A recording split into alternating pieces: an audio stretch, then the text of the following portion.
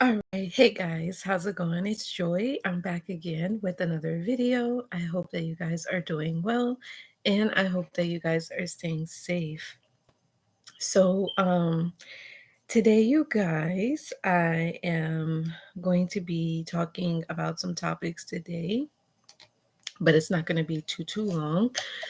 But just kind of going over some things that I myself have dealt with, and I'm pretty sure maybe you have as well. And we can kind of discuss it together as a collective for those who come in the room. But first off, I did want to say happy Sunday. If this is you guys' first time watching me, my name is Joy, and I am a narcissist abuse coach. I've been dealing with narcissists since 2006, and since 2017, I have been helping former victims, now survivors, heal, move on, and recover after dealing with narcissistic abuse. So, that's just a little bit about me. Let me take a look here, you guys, and see something. So let's kind of talk about toxic environment. So what is a toxic environment, you may be asking? Because maybe you could be in a toxic environment right now, whether if it's a living situation, it could be a work situation, it may be just a community or something like that. It could be a neighborhood. It could be, some sort of community that you could see yourself, or maybe you're in that community, and maybe you wanted to know more about how to, handle a toxic environment. So let's kind of talk a little bit about that because I know that this is probably something that a lot of folks do deal with. So let's kind of see here. And happy February. Can you guys believe it is February already? The year's flying by. So, let's see what we got. Toxic environments. Okay. So let's see. Um,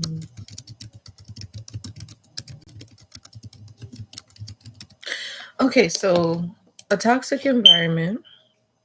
Let's kind of dive into that. So, what is a toxic environment? You're like, well, Joy, what are you talking about? What is that?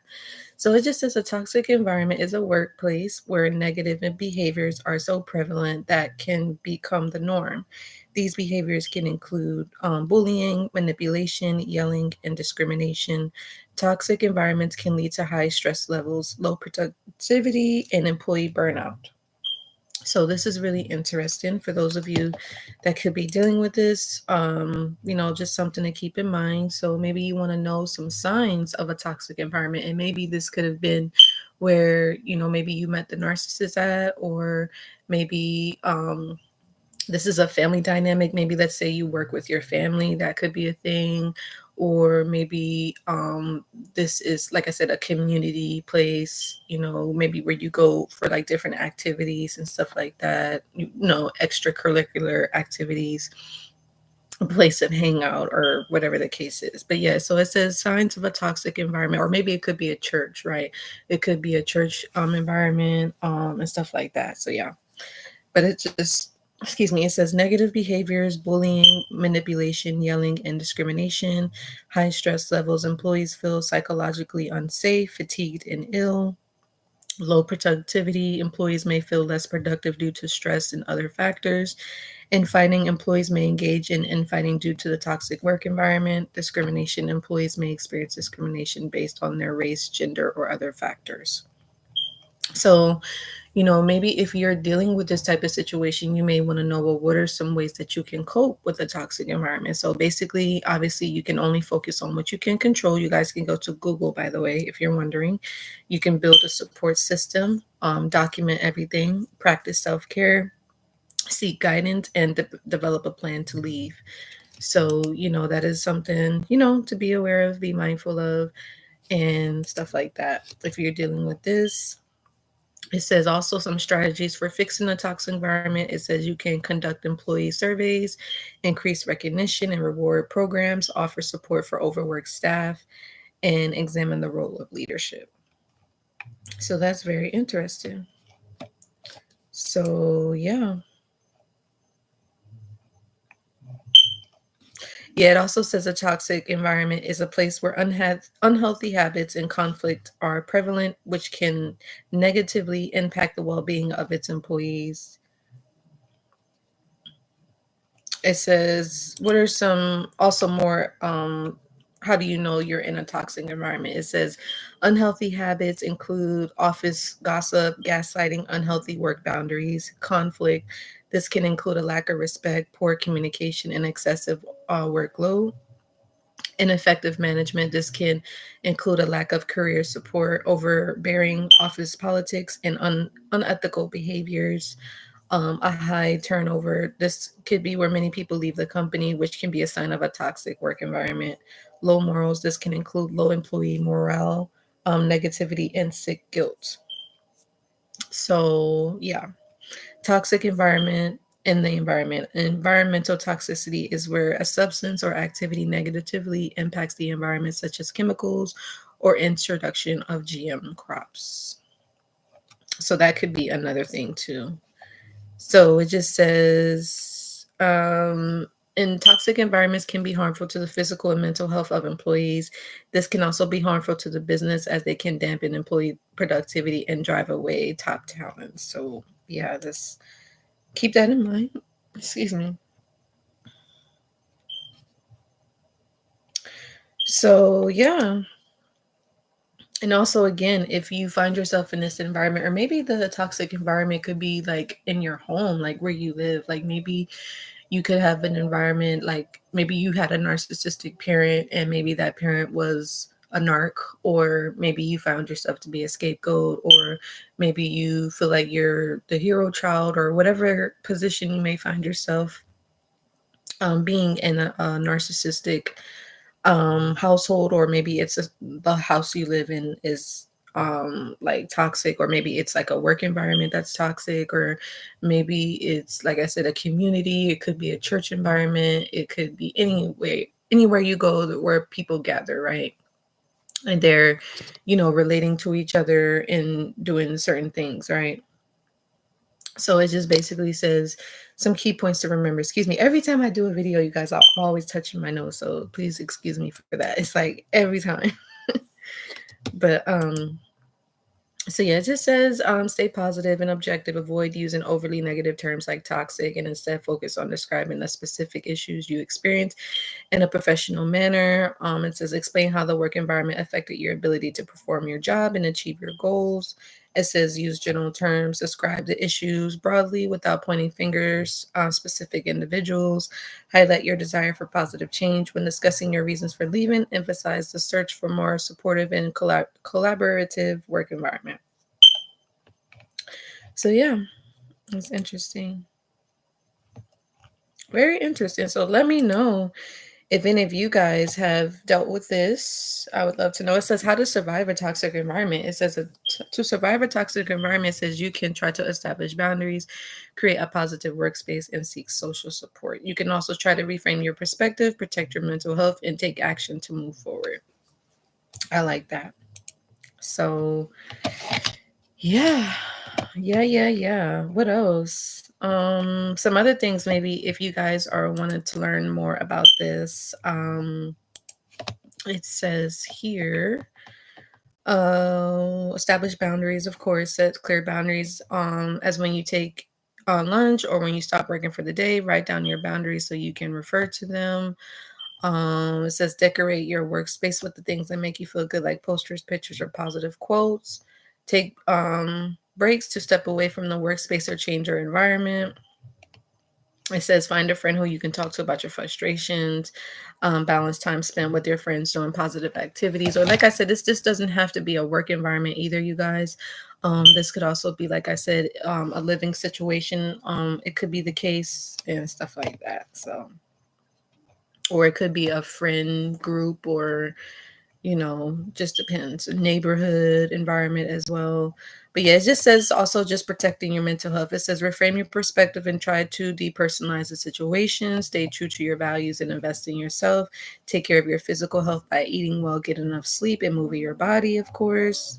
And it just also says keep notes and create a paper trail. Speak up and take accountable actions. accountable steps forward, plan your next moves, and create a backup plan. So yeah, this is really interesting.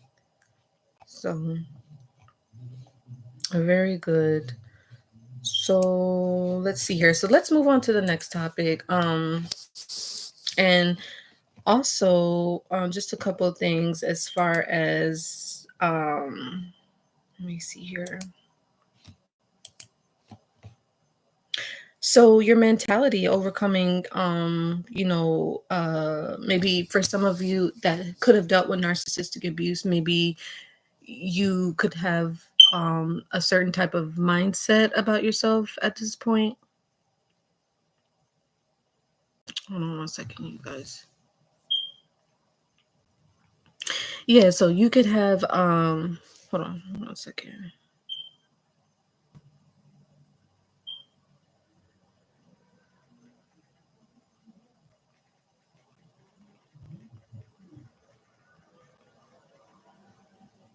Okay, my apologies, you guys. So, but yeah, so just working on the your mental state, right? Your mental mind, especially after dealing with abuse. I know me personally, and you guys know I've always talked about this, is when it comes to overcoming like your thoughts, because a lot of folks when they after they experience abuse, they have a negative self-talk. And so it's just good to talk good to yourself, and to tell yourself positive affirmations. And it not only should you speak it out loud, you can talk to yourself in the mirror, or you can write it down, or you can listen to audios that's also really good, and all that good stuff. So, I do recommend that, especially like, if you're really beating yourself up a lot after the abuse, or maybe you're blaming yourself, or maybe you're really angry with yourself, or maybe you feel like you're holding on to grudges, or, maybe you feel bitter, and maybe you want to take your frustrations out on other people and stuff like that. So I just want to encourage you guys, especially if you're having some difficulties overcoming your mental state, your mind, and trying to get in control of your thoughts. Because I know previously, I had some folks that reached out to me. They're like, "Hey, Joy, like."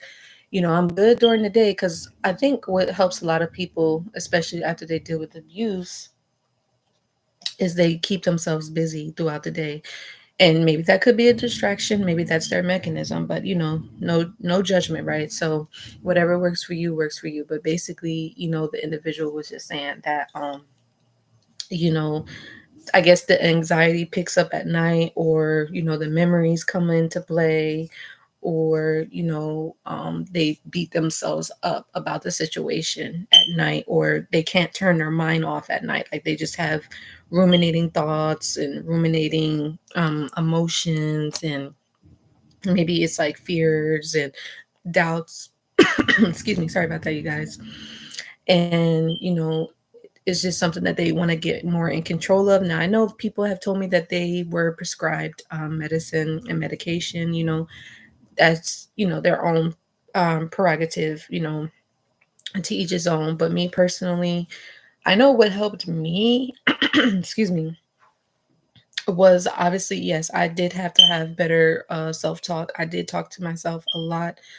I had to speak positive thoughts to myself. I also, excuse me, I just finished eating something. I always do that before I come on. I probably should do that like ahead of time. But anyways, but yeah, so I pretty much like I said, I've developed and built my relationship with God. Of course, I did journal. Journaling was a big thing, because when you journal, it's good because you can get your thoughts out.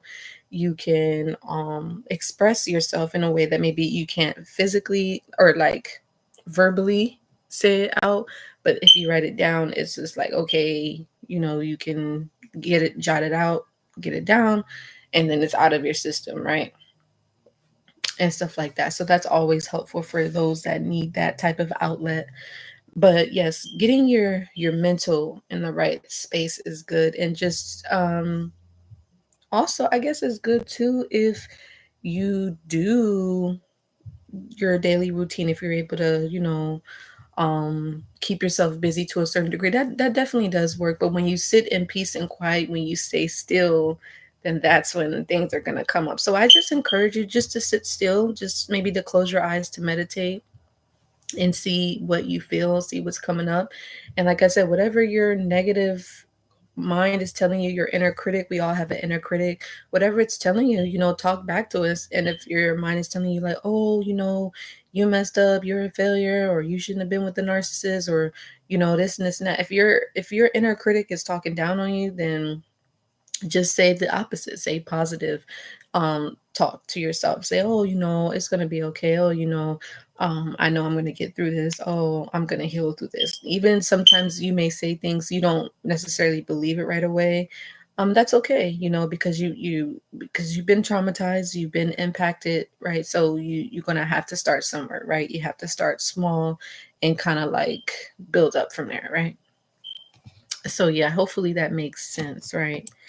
Or it could also just be a negative mindset, right? You could just be in a state where you just have a negative mindset after dealing with the abuse, because maybe you could feel like a victim, which you probably are a victim, right? But you also just want to make sure that you are in the process of overcoming that victim mentality to a survivor mentality. You get what I'm saying? Because yeah, you have been victimized. Like I was a victim for sure, and so but I realized, like, okay, like I can't stay here. You get me? I have to, work on myself. I have to do the things that's gonna move me past this experience and make it you know so a way that I can learn from it, and then I can grow from it, and then I can learn what to do and what not to do. So that's the difference between, a person staying a victim and playing the victim, like how a narcissist will, versus a person that's normal and that has been victimized, but they are working on themselves. They're doing their inner work, they're doing their self-reflection, and they could take responsibility for their actions, when a narcissist will not take responsibility for their actions. They will blame other people and make other people responsible for their bad decisions, for their mistakes, and their life being the way that it is. They blame other people when they should be taking responsibility for the things that they have done, which they refuse to do. So it is what it is. So what else here? Let me see something. Um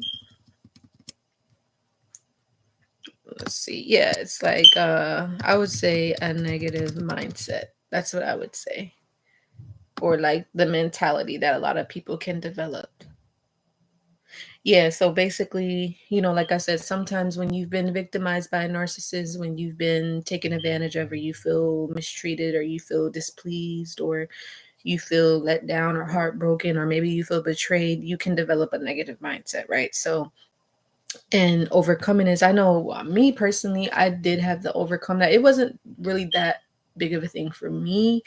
I know that I was definitely, on guard after dealing with the abuse. I'm like, just trying to like protect myself, which a lot of people can do. And trust is a big factor. Like sometimes I know a lot of people, it's hard for them to trust because of after them being taken, like I said, abused, betrayed, disappointed or whatever. So sometimes it can be hard to trust again, right? But, I think for me too, when it comes to that, I had to learn how to trust myself, because sometimes when you don't trust others, that means you don't trust yourself. So you have to begin to learn to trust yourself again, right? And sometimes that can take time too. But with a negative mindset, it just basically says it's a persistent pattern of negative thoughts and beliefs that can influence a person's emotions, behaviors, and overall well-being. It says catastrophizing, exaggerating the potential negative consequences of events, so all or nothing thinking, view situations in black and white terms, overgeneralizations, drawing negative conclusions based on limited evidence, sorry y'all, personalization, blaming oneself for negative events, discounting the positive, focusing only on the negative aspects of a situation. And again, I can understand this perspective, right? Especially, like I said, if you've been a victim of narcissistic abuse, it's totally understandable. So, let me see here. Let's see. 1 second. Okay. Alrighty. Okay. So yeah, this is basically saying life experiences, traumatic events, setbacks, chronic stress, social influence, exposure to negative people or media, cognitive biases, inherited or learning patterns of thinking, biological factors, certain neurochemical imbalances may contribute to negative thinking. Right now, if you have had this type of mentality, if you developed this or this has happened to you after the abuse, then again, this can also have with the person that reached out to me talked about they had anxiety, depression, right? Or, severe anxiety and chronic depression. So it was like a reoccurring thing. It wasn't just something that was temporary, but it was almost like they kind of like live that way, right? Some people live like that, and, that's a choice, right? But it's just basically saying like people like that have low self esteem, uh, and confidence, poor decision making, relationship difficulties, and physical health problems. Excuse me, you guys. So yeah, it just talks about overcoming a negative mindset. It just says challenge any negative thoughts, question their validity, and seek evidence to the contrary. Practice gratitude, focus on the positive aspect of your life, reframe negative events, find opportunities for growth and learning. Absolutely. Engage in positive activities, surround oneself with supportive people, and pursue hobbies that bring joy. Absolutely, and seek professional help. A therapist can provide guidance and support in addressing underlying issues and developing coping mechanisms for sure. So I definitely recommend that when it comes to, trying to overcome any negative mentality that you may be having or any toxic mentality you may feel that you have developed after, having a negative experience or dealing with abuse, like I said, or any trauma or any setbacks, right? Or any delays that has occurred or any disappointments that you could be experiencing, right? Or it could be a relationship, it could be a heartbreak, a breakup, or whatever, friendship, whatever the case may be, right? But yeah, it says changing a negative mindset can take time and effort. It's important to be patient with oneself and celebrate the small victories along the way. So yeah. So yes, you guys stay positive. And I know it's easier said than done, right? It's easier said than done. So give me one moment here, you guys. But yeah, I would love to know what's been going on with you. I know it's Valentine's Day is coming up. Is anybody celebrating Valentine's Day? Let's see.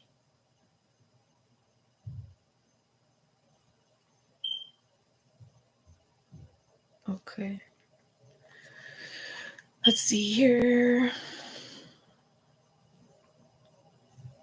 Hold on just a moment, you guys. I just want to check in on something. Um, Hold on one moment. Hmm. I'm a big juice fan. I love juice, y'all. um, let's see.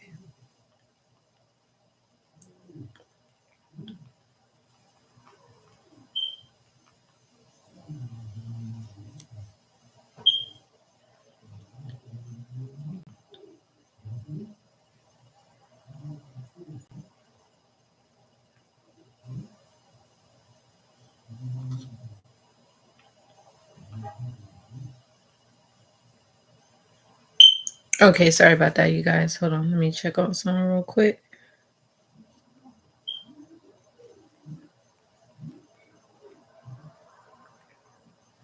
Okay.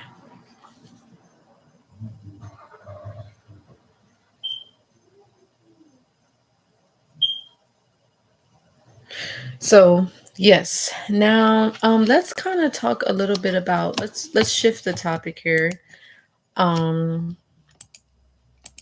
Regarding sensitivities, managing sensitivities.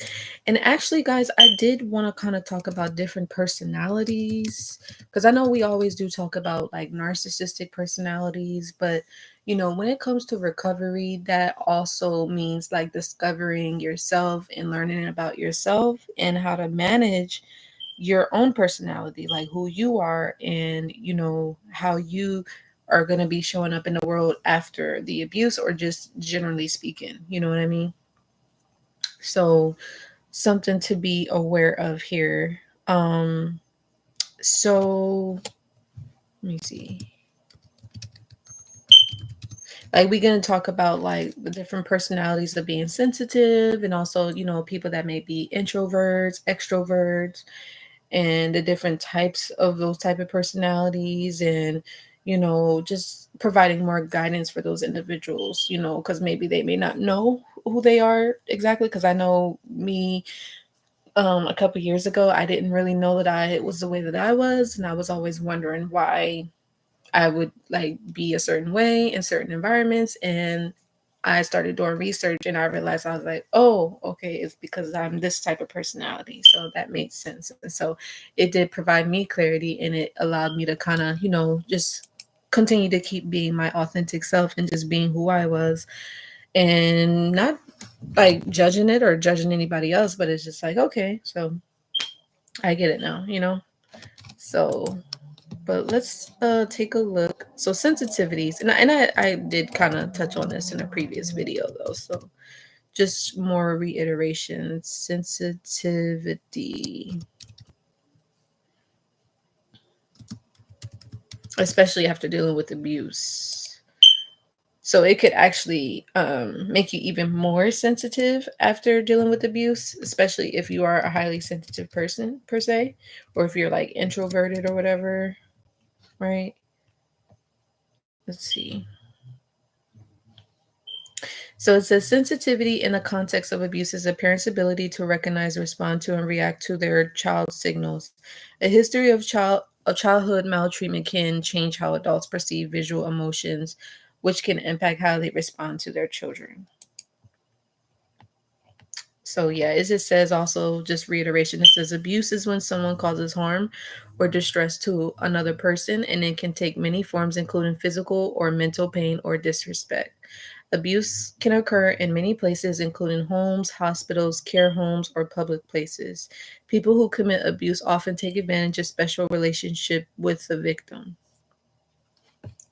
So yeah. And it says some ways to prevent child abuse includes volunteering time, getting involved with other parents in the community, teaching children their rights, supporting prevention programs, educating yourself and others, disciplining children thoughtfully, and examining your behavior. All right. So yeah, this is really interesting though. Sensitive.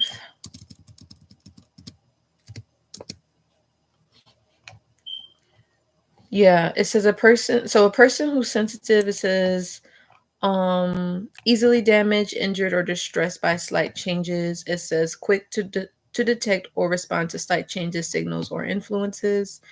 It says also a person having or displaying a quick and delicate appreciation of others' feelings. Also, another person that could be sensitive is easily offended or upset. A person who is believed to respond to occult influences. So, very interesting.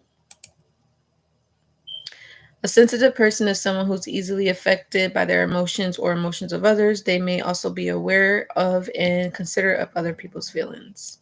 So yeah, a sensitive person is, obviously they have empathy, they think deeply, they have reactivity, they are sensitive to like stimulation and stuff like that, and sensitive to others. Hmm. So yeah, if you have dealt with abuse, then it can definitely impact your sensitivity, especially if you are a highly sensitive person, right? You're like being sensitive, a lot of people probably like, oh, they may try to make you feel a certain way, but trust me, like being sensitive is nothing wrong with it, but you just have to balance it out, right?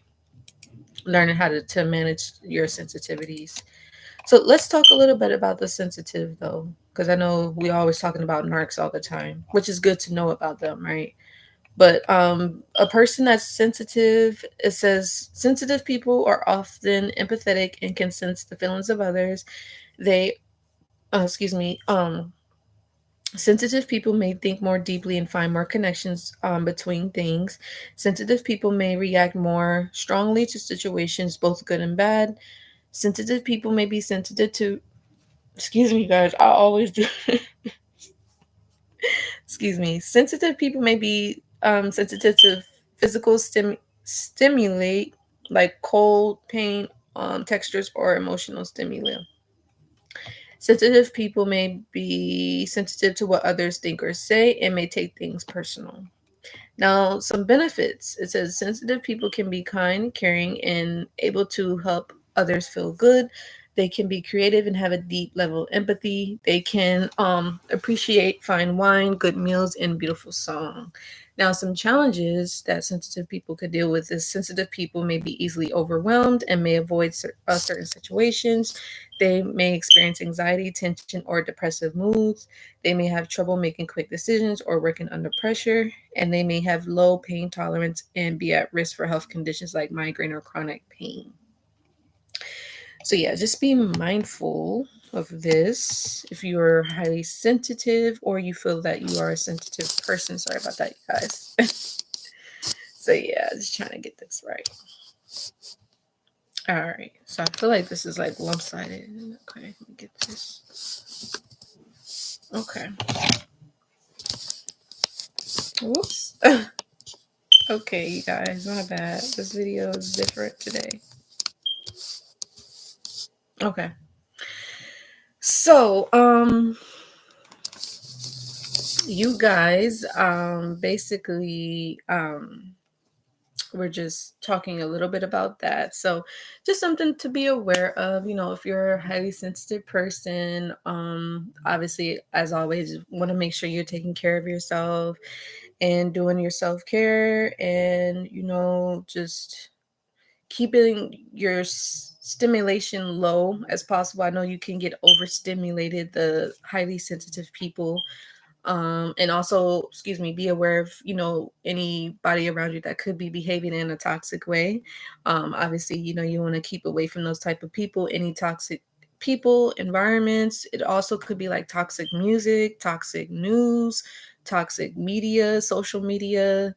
Um, anything, any videos, movies, all that stuff. You just want to be careful of that. And also you want to like keep your children, like if you have children that are highly sensitive, you gotta, make sure you take care of them, and keep them safe.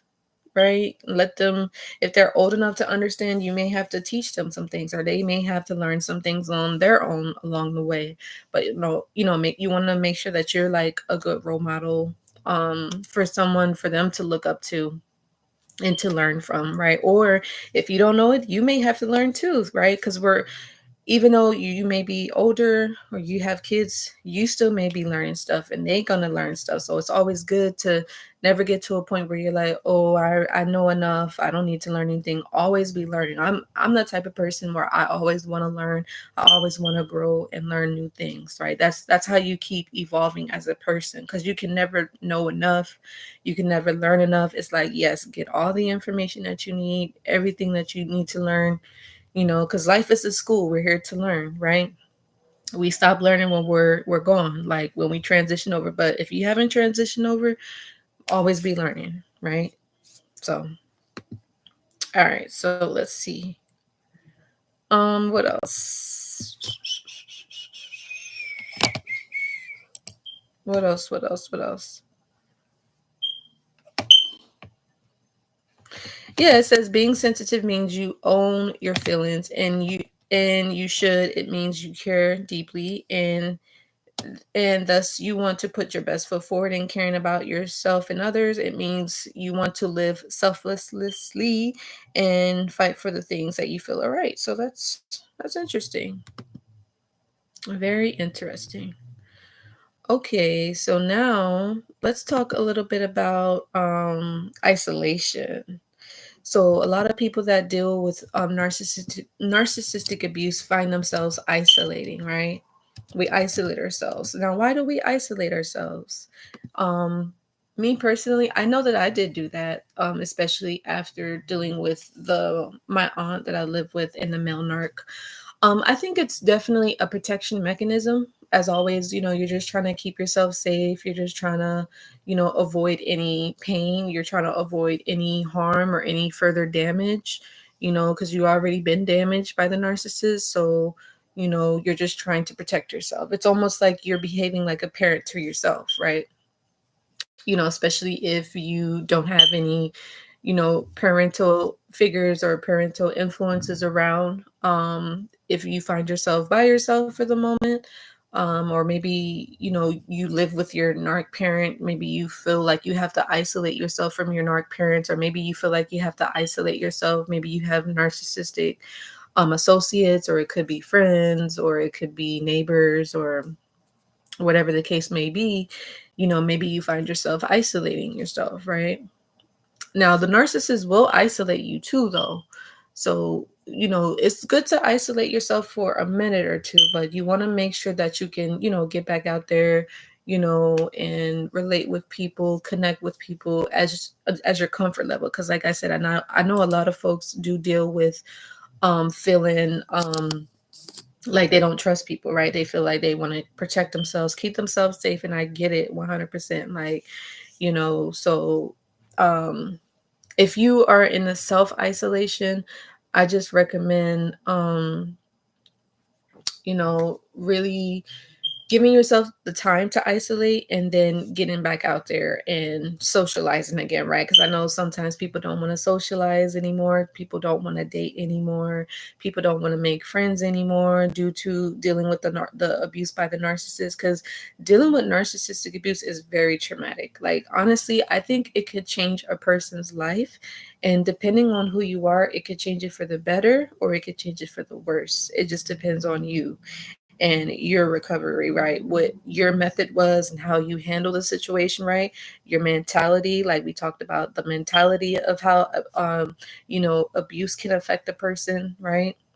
And also your environment, and also like your upbringing, right? How did you grow? What was taught to you? What's been your values, your morals? How were you trained as a child growing up? Were you disciplined? Did you learn like what's right, what's wrong?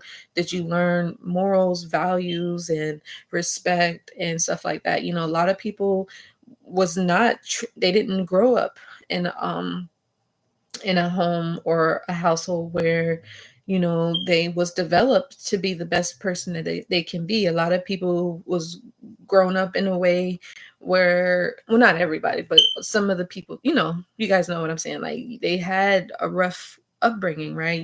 That maybe there was abuse that happened, there was drugs, alcohol, all types of stuff, sexual harassment, molestation, and assaults going on. You get what I'm saying? So, and there's no judgment, right? We're just saying, like, everybody's upbringing is different, so that way when they become a young adult or older adult, the way that they handle abuse is different, right? Their ideology is different, their understanding is different, so people isolate for different reasoning. So I guess I'm just saying all this to say is, if you're isolating, it's fine for the moment, do what you need to do, but you just want to make sure that you don't stay in isolation forever, because then you kind of just live a lone wolf life. And some people are okay with being a lone wolf, like some people are okay with being loners, like because some people, they're like very introverted, maybe they feel comfortable being spending time alone, because maybe they get their energy back when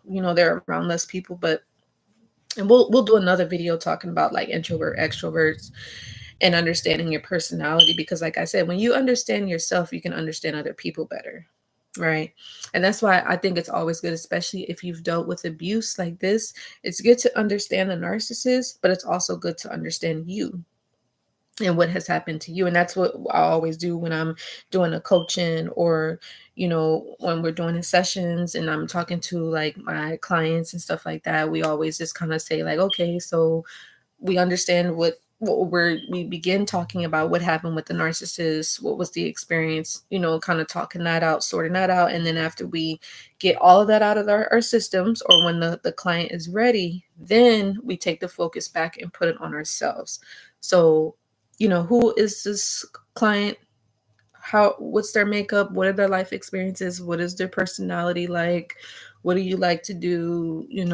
What are some the things that what makes you happy? What makes you sad? What's, what I'm saying? Like, what are some things that makes you smile, what makes you cry, what makes you excited with, and stuff like that. And then what are some things you haven't tried that you always wanted to try? Like you have to bring the focus back on you. And if it calls for it, we may have to dig in the past and see, okay, how did you grow? What happened to you when you was a child? What are your insecurities? What are, some triggers? Do you have any memories that haunt you, or do you have any regrets? Or you get what I'm saying? So we kind of, not like a therapist or anything like that, because I don't consider myself a therapist, just a narcissist abuse coach and also a mentor, right? I do mentor people, but the biggest focus is, we talked about the narc, and now we put it back on ourselves, because now it's about improving and better and empowering ourselves, so we can be a better version of who we are, right?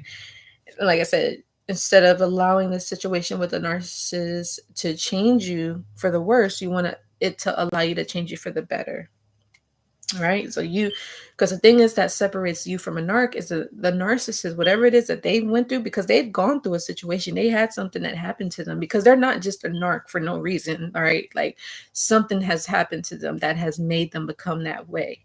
But the difference between you and the narcissist is that you are able to assess yourself. You're able to take a look at yourself in the mirror and say, oh, okay, so I made this mistake. I did this. I did that. And again, you're not judging yourself. I'm not going to judge you either, because I've been where you are too. And I know what it's like. But we're just going to say, okay, what can we do better? What are some new skills that I can learn now, so that way I can make better decisions? What are um, some new habits that I need to learn, right?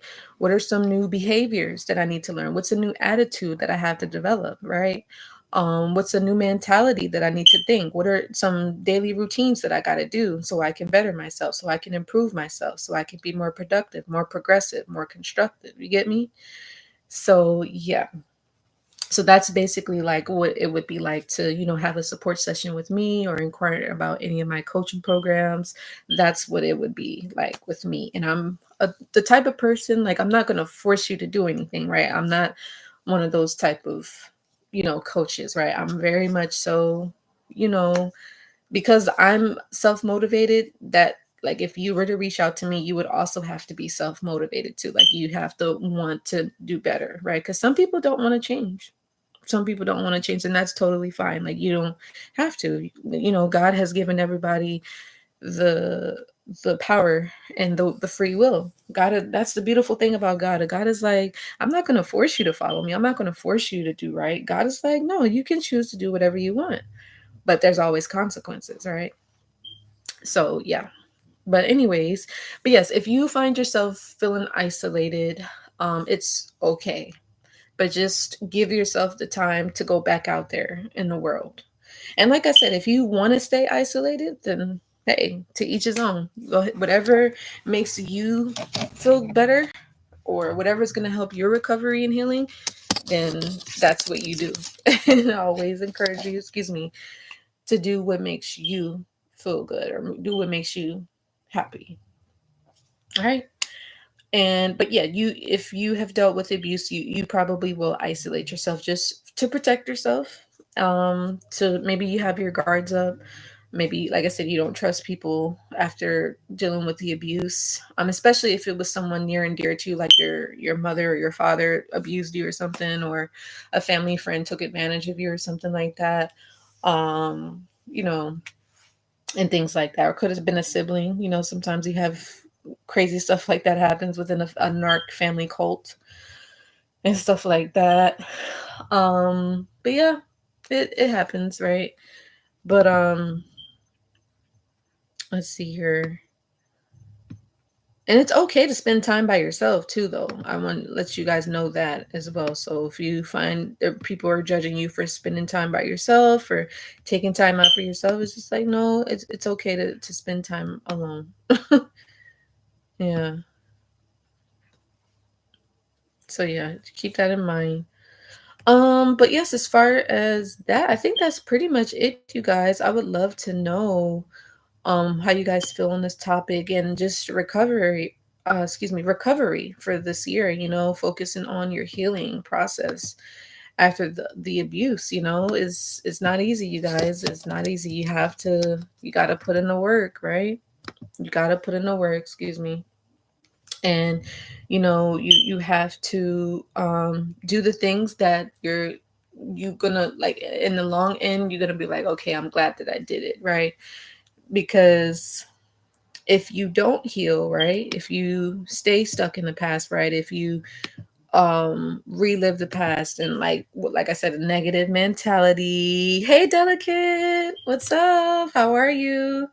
And Delicate, chime in on the topic if you have anything you want to say. I've been on here for a minute. I didn't know who was all going to come in, but I'm glad you're here.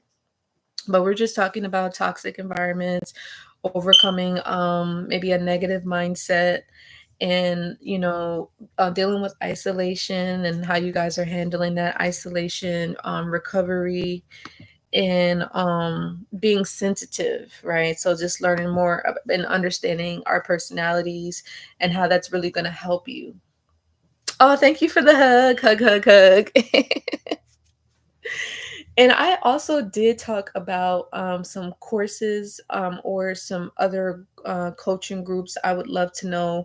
I think we had did a prayer. I think it was in December. I would love to know if you guys would like to do like a healing and a recovery prayer group coaching program where we have like prayer sessions, and we just kind of talk about more on recovery and like just support after dealing with abuse, just kind of sort of like a follow-up sort of prayer course or group support group prayer um like course that we can do.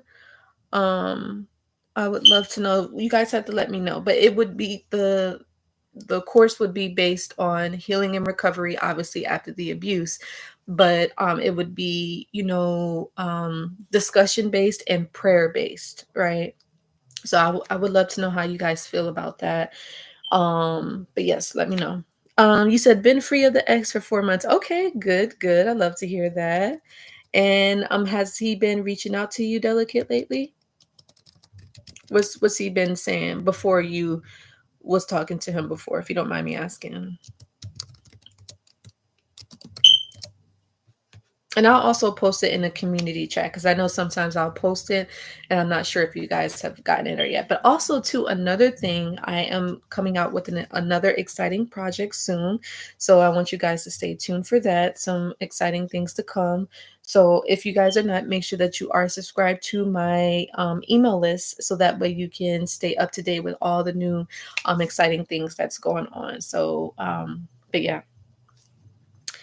And Delicate, you said yes, he still, oh my God, he still calls you. So how do you manage that, Delicate, if you don't mind sharing? What is he saying? How do you respond? Like what's been going on lately? Yeah, the thing with the narcissist, you guys, you got to remember, like they're always gonna want to be with you. They're always gonna want to reach out. You were a supply for the narcissist. So, I mean, the narcissist is not going to turn down any supply. They're not going to turn down any attention. They always need attention. They always need validation. Maybe that you miss them, or that, you want to be with them, or, the narcissist wants to feel like they got control over you. That they can control your life and they can still have an impact on you. That's all they want to know. They don't really care about you or about your life or anybody else. Like they don't even care about themselves. So why would they care about you? you know, it's the sad truth, but you know, it is what it is. But yeah, you guys got to let me know about that recovery though course. I'm thinking we can call it the emotional healing recovery course. Does that sound good to you guys? Emotional healing recovery course, words discussion and prayer base. Yeah, I think that would be good. You guys, what do you think? Y'all want to let me know. I'm going to talk more about it on Wednesday. But if you guys would like to learn more about the emotional healing recovery course after narcissistic abuse, please leave a comment in the chat, or you guys can email me after this live, or leave a comment under this video if this sounds good. And maybe we can have like maybe like 5 or 6 people in it, just to keep it, um secluded and, private, and very much so sacred, right? Because, this experience with abuse is not easy. And like I said, having that support, we can meet with each other. We can probably do like phone sessions or video sessions, whichever ones you guys prefer. Probably video is good, so we can actually see each other. And, or if you don't want to get on camera, you don't have to. But that actually reminds me of a grief share that I did with my auntie. I think it was good. Not the one that's the narc, but I have another auntie. And she actually went through a situation where she lost her only son, which was heartbreaking, her only child. And my mom had to go through that too, unfortunately. So I definitely have a lot of empathy in that. And I did do a grief share for a couple months, and it was good for what it was. But I do also believe that you have to be in alignment with whoever you're doing those type of courses and discussions with, because not everybody is in alignment. Because I think one of the biggest things that I really didn't appreciate. I mean, I did appreciate the grief share, and I found that it was a little helpful, but because of the fact that they were a lot older than me, and I was, obviously I was younger, so I just felt like maybe they just didn't take me seriously, I guess, because of that. But I don't know, and that to me is so judgmental. And I've always wanted to make sure, like, whenever I'm doing any like courses or discussions or programs, there's no judgment. Like, I never want to make anybody feel like they're being judged by me, because I don't, because I understand, like, I'm not perfect, and neither is anybody else, and I'm not bigger and better than anybody. I'm just a person that came on here and had a story to share about me dealing with narcissistic abuse, and that's it. That's all. Like, and I even remember, I think I told you guys this about like how nervous I was to come on, because I was like, oh, people are gonna judge me and this and that. But now it's just like, who cares? Like, you know what I'm saying? As long as I'm like helping other people, that's really all that I care about. So but yes, you guys, what I was gonna say though, with that grief share, it just didn't sit right with me after a while, just because of like how when I observed everything, and I was just kind of like, this is probably not the best fit. And that's okay, right? You're okay to like try something out, and if you find that you don't like it, then that's totally fine. You're welcome to move on, right? Or find a different group or a different program that works best for you, right? So yeah. You said I'm with a new man that don't play about me. Okay, Delicate, congratulations. Yay, I'm happy for you. And you said yes, you agree. Okay. So yeah, no, but that's good. And we'll do another video on, yeah, like, once you have set your boundaries, and you have, you're like, hey, you've made that decision, like, I'm moving on from narcissistic abuse. It's okay to start dating someone else. It's okay to, move on. But obviously the narcissist is not going to want you to move on. They want you to stay stuck, right? They want you to stay where they're at. They want you to settle for less, because they settle for less, so they want you to settle for less too. So keep that in mind. But anyway, you guys, I love you so much, and I will see you guys in the next video. Like I said, reach out to me if you want to learn more about that course, the emotional healing recovery course. I want to do, I would say, about 5 to 6 people at a time. Like I said, I don't want it to be too many people, because like I said, I understand that this is a sensitive topic, sensitive discussions, and we just want everyone to feel comfortable. We just want everyone to come and just show love to one another, show appreciation, show gratitude, and also just discuss their experiences. And I just want it to be a safe space, a safe haven for former victims and survivors to come to. Men and women are welcome. It's not just women only. Men are welcome too, because men are victims of narcissistic abuse as well, and younger adults too, teenagers, right? So, we do keep that in mind, but I would say probably 14 and up, like no younger than that, because that goes into a different aspect, but for this course coming up, so we're gonna try to see how you guys feel about that. We'll talk more about it in the next video, but I do want to have that come out sometime this week, and then we can kind of get the folks that want to join signed up for that, and then we can basically go from there. We'll have the sessions, and we'll schedule the calls or the video sessions we can have with each other, and then we'll kind of meet up with each other and see how each other's doing and any progress that has been made or anything new.